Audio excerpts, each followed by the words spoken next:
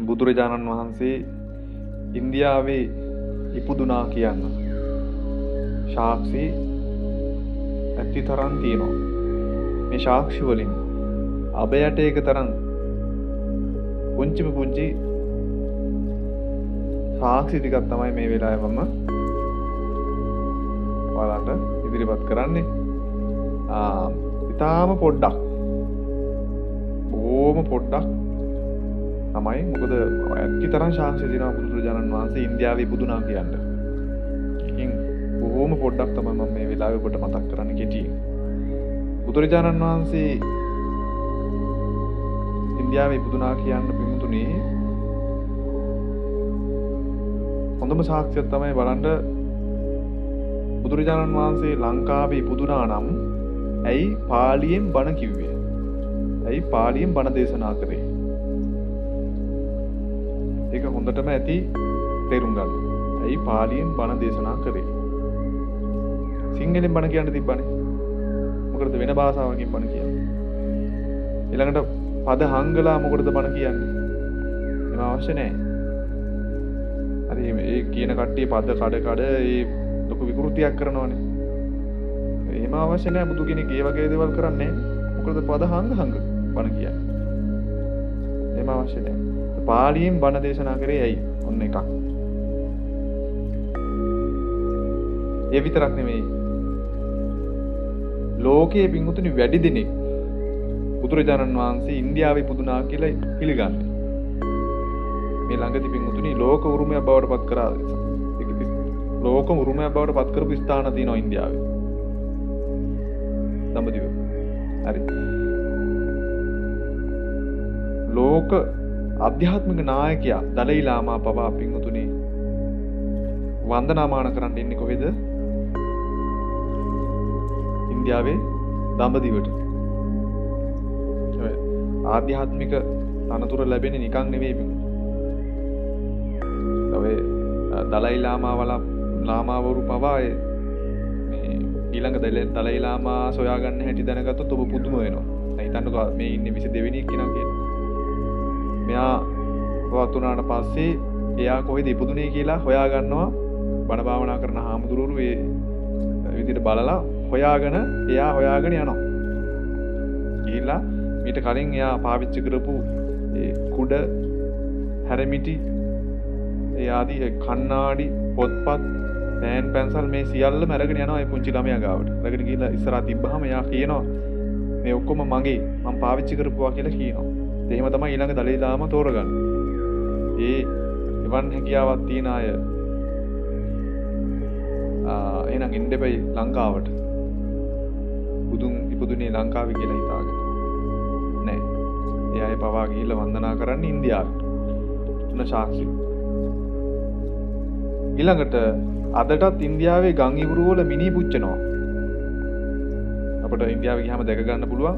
ඉන්දියාවේ යන්න ඕනේ නෑ. YouTube එකේ ගහලා බලන්න. අදටත් ඉන්දියාවේ ගම් ඉවුරු වල මිනි පුච්චනවා. මේක සාක්ෂියක්. ලංකාවේ නෑ. හරි. ඊළඟට කැනීම් වලින් බොහෝ තොරතුරු හොයාගෙන තියෙනවා. නැත්තම් ලෝක උරුම බවට පත් කරන්න කියන්නේ නෑ. කැනීම් වලින් සාක්ෂි මතු කරගෙන තියෙනවා. ඊළඟට නිගණ්ඨනාථ පුත්තගේ පරම්පරාව අදටත් ඉන්නවා ඉන්දියාවේ. පොත්පත් තියෙනවා. ඒ පොත්පත්වල බුදුරජාණන් වහන්සේ පිළිබඳව සඳහන් වෙනවා. අද මෙහි ඒ පොත්පත් නැහැ. ඒ වගේම ආරාම නැහැ. නිගණ්ඨයෝ නැහැ. අදටත් ඉන්දියාවේ ඉන්නවා. ලංකාවේ නැහැ. හරි. ඊළඟට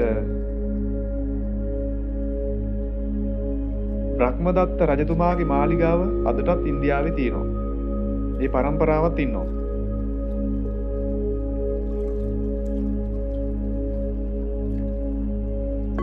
ඊළඟට කුල ભેදය ලංකාවේ කුල ભેදය වෙනයි ඉන්දියාවේ කුල ભેදය වෙනයි. ලංකාවේ කුල ભેදය හැදිලා තියෙන්නේ රැකියාව අනුව. ගොවිගම වගේ විතර රැකියාව අනුව ඒ විදිහට බෙදලා තියෙනවා. ඊළඟට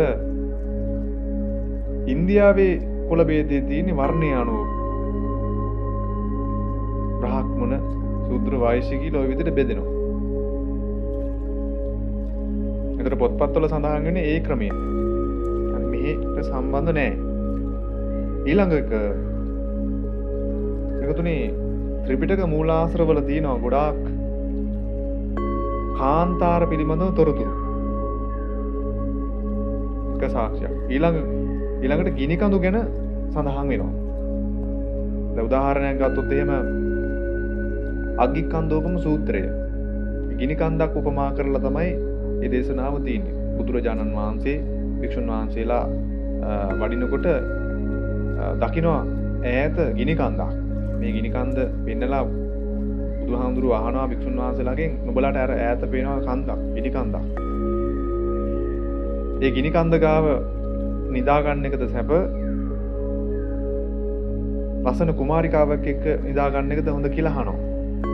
ඒකට වික්ෂුන් වහන්සේලා උත්තර දෙනවා අනේ බුදු පියාණනි ගිනි කන්ද ගාව නම් ඉන්න බෑ හරිම අමාරුයි ඒ නිසා මරණයටපත් වෙනවනේ. ඒ නිසා අර කුමාරිකාව එක්ක ඉන්න එක හොඳයි කියලා කියනවා. එතකොට බුදුහාමුදුරුවෝ කියනවා මා නුඹලාට වගකීමෙන් කියන්නේ නුඹලා සබ්‍රහ්මචාරීව කියලා සබ්‍රහ්මචාරී කියලා ප්‍රතිඥා දීලා අබ්‍රහ්මචාරීව ඉන්නවනම් අනිවාර්යෙන් නුඹලා නිරේට යනවා කියනවා දුස්සීලව හිටියොත්. හැබැයි ඒ විපාකෙන් මිදෙන්න ඕන නම් අර ගිනි කන්ද ගාව නිදා ගන්න ඕන. එතකොට ඒ විපාකය එතනින් ඉවර වෙනවා. දුස්සීලව ඉන්න ඕන නම් අර ගිනි කන්ද ගාව නිදා ගන්න ඕන කියනවා. එතකොට ඒ විපාකය එතනින් ඉවරයි කියලා කියනවා. හැබැයි ඒ ගිනි කන්ද ගාව නිදා ගන්න නැතුව දුස්සීලව හිටියොත් අනිවාර්යෙන් නිරේට යනවා කියලා ඒ සූත්‍රයේ සඳහන් වෙනවා. එතකොට ඒ ගිනි කන්දක් උපමා කරලා තමයි මේ දේශනාව කරලා තියෙන්නේ. එතකොට ලංකාවේ කොහෙද ගිනි කඳු? එතකොට මේ ශාස්ත්‍ර ටිකම ඇතිනේ. බුදුරජාණන් වහන්සේ ඉන්දියාවේ කියන්නේ නේද? ගංගා යමුනා මේ වගේ ගංගා තාම තියෙනවා. විශාල ගංගා. ඉතින් තව බොහෝ සාක්ෂි තියෙනවා. ඉතින් වීඩියෝ එක දික් වෙන නිසා මම මෙතනින් නතර කරනවා.